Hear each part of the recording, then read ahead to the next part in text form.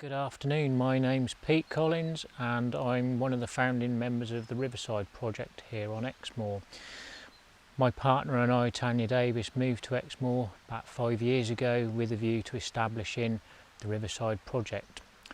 The Riverside Project works in conjunction with Exmoor National Park Partnership Fund, where we've had funding to help us buy tools to start courses at the project. The Riverside Project is a dedicated centre on Exmoor to the promotion and teaching of traditional countryside skills and rural crafts. So about 4 years ago we started the project site. The woodland itself was unmanaged and not in a very good state of well-being. So over the last 4 years, with the aid of our volunteers from Exmoor National Park Get Involved group, they come every Friday and we've started to manage the woodland and establish the centre for running the courses, which we started last year. To facilitate us running the courses, we needed some toilet facilities because it's totally off-grid. So one of our biggest undertakings was to build, as you can see behind, our Tree Bog. So the inspiration for the Tree Bog came from an article I read in the magazine that you now see. A gentleman called J. Abrams hit upon the idea of using willow trees to act as a composting toilet without having to empty it. So we've kind of taken on his idea and elaborated a bit more in our own fashion. So the first stage to the Tree Bog was to get our timber and site ready for it. The location we've got here is a willow tree. We used it as a tree house tree bog.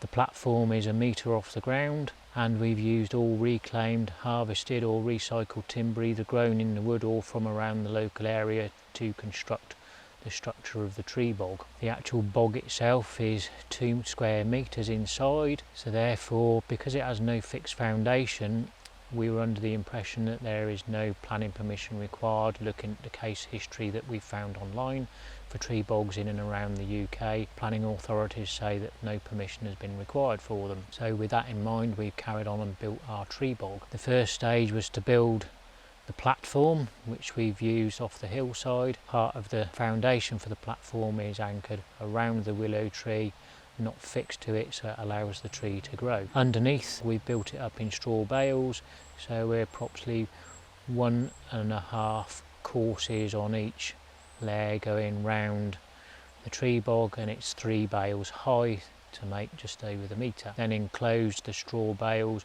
in chicken wire, keeps any rodents out and also keeps the straw in place. Originally, on reading the article, the process sounded quite simple. The willow that we use is actually a nitrogen fixing plant or tree, and that aids the digestion of the nutrients that we provide by using the toilet.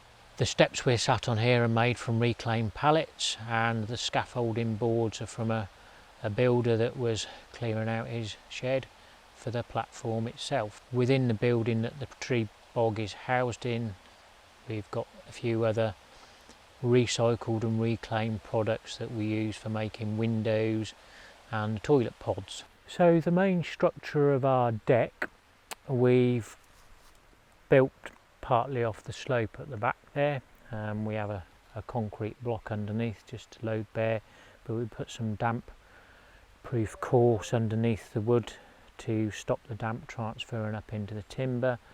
The same as we've also put it around the base of the structure where it connects into the deck to again help with damp travelling up through, rotting the bottom of the wood off. So going back to our foundation deck, we put the structure out from the bank behind and we've clamped either side of the tree. So these bolts here just act as a clamp, pulling it tighter on the tree, and then this bolt here is 501 stainless steel, so it doesn't react or corrode or cause infection with the tree, and that bolts right the way through the willow tree itself. What it means is that if we need to adjust the platform at some point in time, we can take out and loosen these bolts and pack in some extra spaces between by loosening the screws off and taking this out, and we can also remove the noggins on the rest of the deck if we need to and move the handrail out slightly, but at the moment the willow tree itself hasn't grown, and there's enough room there still to allow the tree to grow. And being as the deck itself is a softwood, there's a little bit more movement in it than the hardwood, so it's not causing a constriction on the tree. So our willow tree is growing very, very well. We pollarded the tree so it doesn't get brittle and fall down on the main structure. And again, we've planted our osier willow all around the tree bog. Some people plant it in squares, some people plant it in circles. We've actually planted ours here that the pathway through to the work shelter can be woven into a tunnel, so we get a living structure that way, as well as also harvesting it for hurdle and basket weaving willow.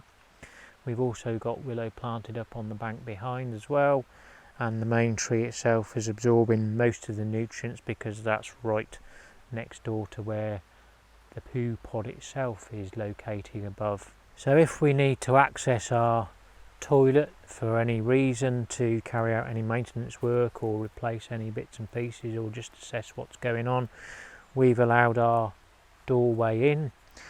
Very simple doorway, it just lifts in and out. This is made with 6" by 1" timber tannalised to stop it from rotting and decaying, and both sides of the door have chicken wire, and that holds a straw in place. And it's just a very simple system. We've got an oak base plate on the bottom to hold the door frame in place. Again, it's built with a tannalised softwood timber. We've got a simple toggle system on the bottom of the door which basically holds the door in place, and the door lips up underneath the deck beams. Behind the door we've got our heavy duty polythene sheet which catches any contents that come down to the toilet, and the actual main collection point for the composting area is directly behind the door. So if we do need to get in, we can step around it to get into the pipe work. Not a very pleasant experience, but we can do that. Over time you do need to top up your straw levels. Some people just have the straw without any kind of barrier around it. We found by putting the chicken wire in, we've just got it on the outside and not the inside of the bog. It helps maintain it and keeps it in place, but over time the straw with the weather will degrade down, so it's a matter of over the winter time when the bog itself isn't being as used as much, we can get in and top up the straw bales. So we're looking at 3 bales high, 1.5 bales in the course on the bond for making the actual structure underneath.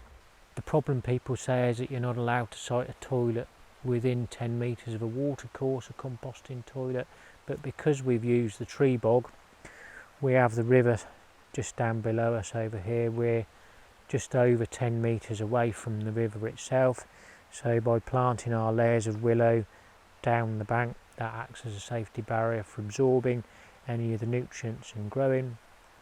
Therefore we don't get any risk of pollution down into the river from the bog.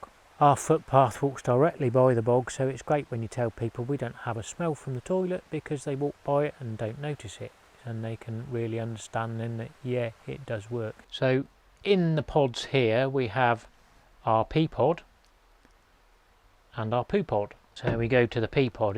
Within the pea pod we have our road cone. We cut the top off and we fixed it into the pod. For ease of maintenance, the lids on the pods actually lift up, so our cone goes into a plastic pipe. Within the plastic pipe is filled with charcoal dust. The charcoal we use is a English wood lumpwood charcoal, and it's charcoal burned not far from here at a local woodland. We then fill up the top part of the cone with the lumpwood charcoal itself rather than the dust, and when people use the toilet, it acts as the filter for helping eliminate the smell of the urea. If you don't separate the wet from the solid, if the solid gets too wet, it can smell even with the sprinkling of the sawdust on it, and it believes for an unpleasant experience. So as we found out, by separating, we don't get any smell at all from the tree bog itself. The next key point is when you're making your tree bog, to put the seats flat onto the pod itself. So we've removed the little lugs that come on the bottom of your wooden seat. and we have now fixed it and screwed it straight to the top of the pod, and so when the lid's down it means it keeps the flies out from getting into the toilet area itself, unlike some toilets that you can go and use where you've got a horde of flies around you when you're trying to use the toilet. The same system applies on the poo pod. I won't lift the lid up on this because it's a little bit more to get it out, but within here the poo pod itself is made up of a recycled plastic bucket, and also within there we have a shorter road cone which is cut down in half down through the length of the road cone enough that it slots up half and half either side of the bucket.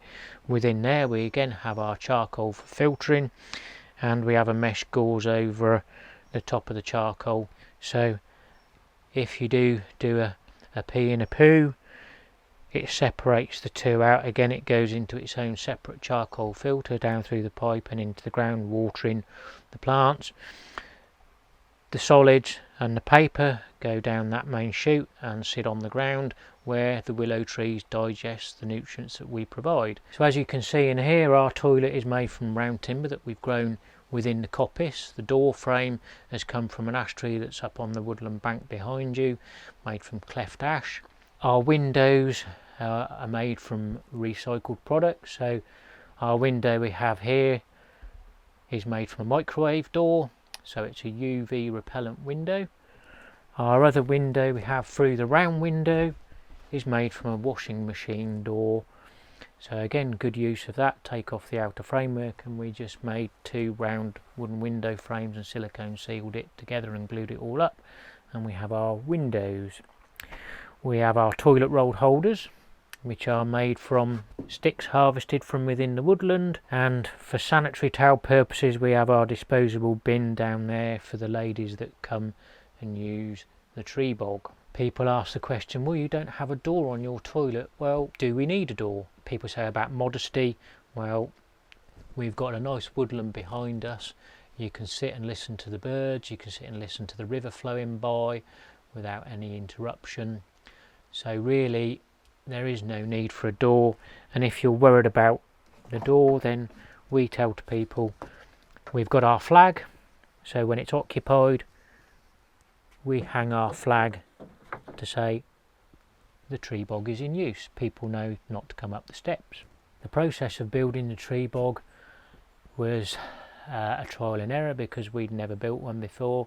We'd seen pictures and plans on the internet, some detailed, some not so detailed, so we kind of used many different ideas, some from the article that we'd read about it, some from the internet, and we came up with hopefully what we think is a good interpretation and a unique experience when people come and do the courses here in the woodland.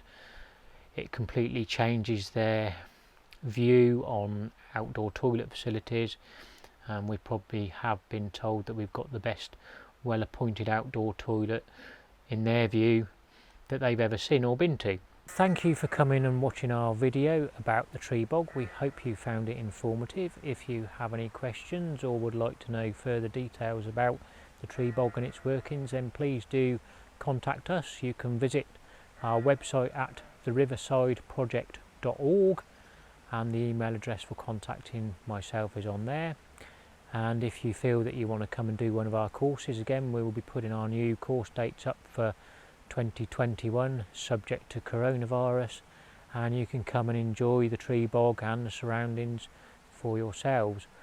Also in the near future we are hoping to launch our membership scheme for the Riversideproject.org, so if you're interested in the environment, learning about traditional countryside skills, rural crafts and green woodworking, then please watch the website where we will be announcing the membership options, and for that you'll be allowed to come and visit the project site, come and hang out with us here once a month at the project and experience our lovely tranquil surroundings for yourselves. From a nice sunny day on Exmoor, thank you very much for watching our video, and we look forward to producing some more videos in the future about what we're about and what we do here at the Riverside Project.